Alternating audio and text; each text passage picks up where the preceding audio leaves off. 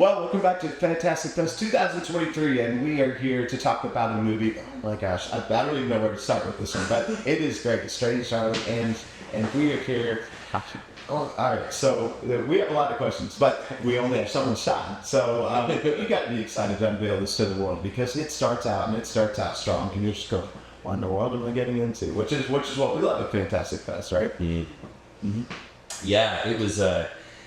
I feel like this is a perfect place to unveil this film, and we weren't sure where the studio wanted to release it, but when we found out it was going to be here, I was really happy. I just felt like it was kind of made for this crowd, and it turned out. I mean, I know Z and I were both extremely nervous. I haven't had a movie come out in a number of years. My last film premiered at Sundance, and it was almost 7 years ago, my last feature, and so I thought I was ready to release this, and once we got here, I was, I haven't done this in a while, and what if everybody hates it? And I think when I don't know, it was weird, when my first movie came out, I remember saying, I don't care if he likes it, and for some reason I just wanted people to like this, because so many people came together, Z and I, and some of the other people we're working with, and so many people have been passionate about this, and we helped get it across the finish line. And it's been such a big part of our lives for so long that I really just was hoping people would dig it. And so it's been a really great night and morning for us. Yeah. Well, too, when you're so close to something, and who knows how many times you've seen it now. It is like, you probably feel like a serial killer. But again, you guys just hear this right. Yeah. It's been a lot of time. I've seen it a lot. Yeah, I've seen it. Yeah. But I will say, it's actually extremely embarrassing, but every time I see this movie, I scream every time a gun goes off. I sob hysterically. Like every time I watch it, I feel like I'm watching it for the first time. And part of that is probably early onset dementia, but mostly I think it's part of the way the story is told. It's like a million different movies in one. Like it's such I don't know, I feel like every time I see it, I realize new things, or I feel things for characters that I didn't in the last screen. It's a weird thing. Well, when they talk about true crime and terror, I never really understood that because things aren't usually the same. Movies that are scary aren't that scary, but you get the shotgun go out and be a chase. Turns down, and it is very effective. It's gotta be fun for you to see that, with an audience account with backup faces and we did it, right? It's so much fun to watch this movie with an audience.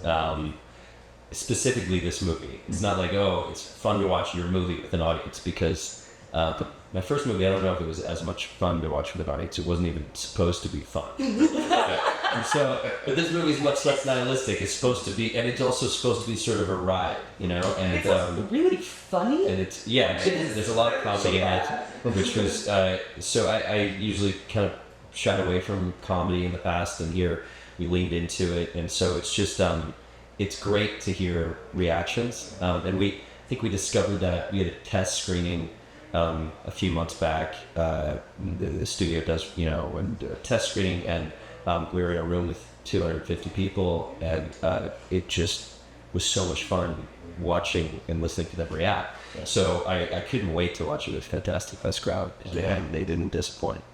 Yeah, of course. Well, and then I was thinking when I was watching this was beautifully shot, and then unlike a lot of people, I try not to read anything, try not to watch trailers, so and then of course realizing it was 35 millimeter. You're like, all right, yep, okay, but this there it is. Because I'm not spoiling anything by saying this, but it was just in the forest and smoking, and smoke is coming. It's not the same on digital. It is really not. Yeah. And that is also the thing, is film is its own character in a movie, and that it really becomes part of it, and it's so human, and it's so sort of tactile and real in a way that you just can't digital. It's just not the same thing. I mean, boy, did this movie want it. Yeah, it's like a vape compared to a cigarette. Right. That's a good question. I know. Line from the movie. I last night referred to a real cigarette as an analog. It's just not the same. Yeah. But what's great is you have a partnership with Kodak. I didn't mean to say the shutter. Yeah. Representing. I mean, it's not official. It's just a love affair. Like I've been obsessed with film since before I started making them, and when I finally got to start making movies and short films, by the time that happened for me, all of a sudden people weren't shooting movies they weren't shooting films on film, and it was like, this isn't what I signed up for. Fuck. And so I started deciding I would raise money to shoot short films on film, and Kodak was always really friendly to me about it to do that, and I would call and say, short film, deal. They would always be helpful, and so now I do. Kodak's the last company. There's no Fuji, there's nobody else. So now I feel like Steve Bellamy, our mutual friend who runs Kodak, he is really passionate about saving this medium, and he's incredibly pushy when he's in rooms with people, and some people are like, why are you pushing so hard? But I'm so grateful we have somebody who's pushing that hard, because the reason I'm so passionate about Kodak specifically, it isn't about the brand, it's that Kodak is film. It's the last there is. So if Kodak dies, I don't have paint anymore. And so I really have a strong affinity for this company, and just a great love for this company and for film itself. And I think they're saving cinema by staying alive. And films, the use of it is exponentiated over the last 5 or 6 years. I mean, it's coming back, like vinyl's coming back. And the interesting thing is there's a lot of people who are over 70 who are directing movies who all of a sudden think they should be shooting digitally. And there's a lot of younger people shooting film. Not that there are, exceptions to both of those rules, but there's been a massive resurgence, and we just want to keep. I think an important thing for me is our movies are shot for under $10 million, sometimes under $5 million, and so these are films that a lot of people shooting film out there that are famous for shooting or making $100 million movies. I mean, obviously Scorsese can shoot film, obviously Christopher Nolan can shoot film. Thank God for them. I mean, those movies are beautiful. But to have people in the 20 million and below range shooting film, I like to go and talk about that to filmmakers at festivals. I like to meet with people on Kodak's behalf, because if I help somebody, or if I talk some student filmmaker into using film for their $5,000 short film or their $1 million feature, it just helps keep the game alive. So it's kind of a selfish thing for me, this partnership with Kodak, because I need them. Yeah. Yeah. And by the way, you should hang on to that line. It's not official. It's just a love affair. Yeah. Yes, that's good. All right. Well, and you said you do talk to, students and people are watching, in the seats, and there's, aspiring filmmakers out there. And what kind of advice do you give them? And what kind of advice do you give them if they want to go down your path as well? Don't do it. It's harder than it looks. It's just as crazy as, I guess some people just get lucky or something and that happens, but everybody who told me when I decided to do this for a living that it might take 10 years, it might take 20 years, it's hard, you're gonna have to wait table, you're gonna have to, that's how it is. It's the only reason this movie came out and I had another movie come out is because I love doing it so much, and I do believe in myself, even though I've had tons of doubts, obviously, like all of us do. But I just decided, it's the only option. It's all I want to do, and that is the only way that you can do it. Both movies and music. If you have no other option, if you simply need it, and that's and that's the thing with musicians. It's we're all so fucked up. We'll just do it no matter what. Do it for free because we have to. She's not free. She's with a lot, so pay her tons for all her songwriting. Don't say that. Very nice saying a couple million per song. Oh yeah. Yes. So.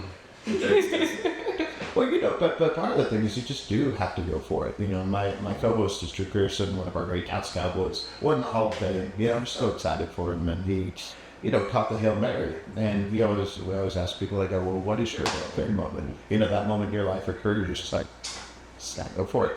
And what was that for you guys? Was it this? Was it this other thing? Was it, the side bit?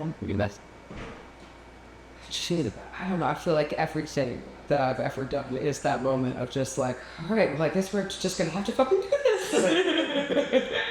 Yeah, I don't think that actually ever stops. It's just because there is no like real certainty in anything that we do. So every moment is just that thing of how to throw yourself fully and completely into each thing. And also, yeah, never think that you're good enough. Can always be better. Never love yourself. No. We hated ourselves so much we were nervous on that list. No, I think I went. I mean, I had a movie come out and went to Sundance, and then after that, I thought everything was going to be easy, and it just got harder.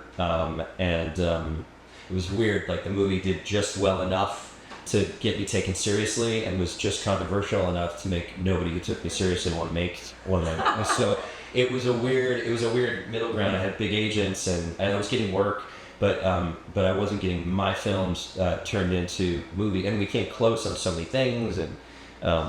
Cast but no money, and then money but no cast, and all this stuff, and so the pandemic hit, and all of a sudden I was like, wow, I made this movie, and now it's been like 6 years, and I have made another movie, and pretty soon, directors are considered young for a lot longer than actors are, but I was like, can I make one more movie before all my hair's gray? Like, can I have a few movies as a younger director? And I was getting a little freaked out, and I thought, what am I gonna because I have no other option. Like Z said, I'm just gonna be this, decades will go by and just be this old guy, and then you make another movie. That's just how it goes. But sometimes you think you might not make another movie, and it's terrifying when it's all you love. so sitting here at a festival releasing a movie, I just have more gratitude for it this time around, and I'm trying to really enjoy every moment of it, because I know that no matter how well it goes or how poorly it goes, that you never know if you're going to be sitting unveiling another movie for a year or 5 years or however many years. So it's been a really special 24 hours for me. That's cool. Well said. Well, I know we got to wrap up, but before we go, tell us what you're excited about Fantastic Fest. Beer, barbecue, now that this is out of the way and you can breathe a little bit. There's the heroin lounge we're supposed to go to later, right? I really want to take it now. And maybe tired. I know. I haven't slept in a few days, and that's drug free. It's pure stress, baby. It's been Anyway. Ask us tomorrow. I'm looking forward to watching some movies. We've had to release the film and do press now and stuff, which is really exciting. But I can't wait to enjoy some movies. I love the movies on the roster here. Yes, we look forward to enjoying things again. Yeah. So it's going to be really fun the rest of the week. Well, this one was fantastic. Thank you so much for being with us. Thank you so much. Appreciate you. And stay tuned, because we got more Fantastic Fest 2023 next.